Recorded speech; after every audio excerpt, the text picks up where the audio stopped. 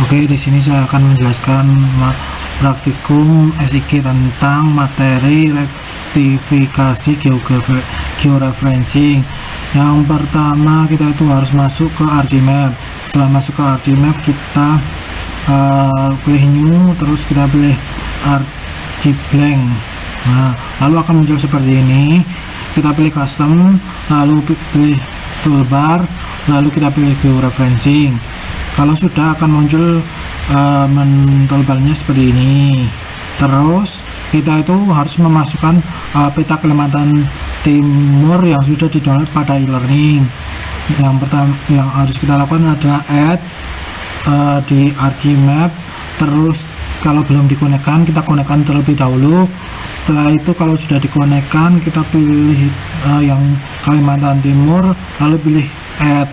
Setelah itu kita membuat titik-titik 4 ya, 1 2 3 sama 4 ya.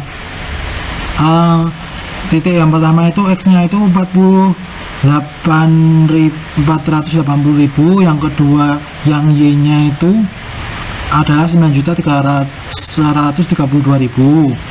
Sesuaikan seperti gambar-gambar sesuaikan titik-titiknya seperti ini nanti. Setelah itu semuanya jadi, titik pertama, titik kedua, titik ketiga, dan titik keempat, kita pilih ke update georeferencing, lalu pilih update georeferencing. Lalu gambar saya seperti ini karena sudah tidak error. Jika terjadi error, maka kita harus memulai dari titik pertama.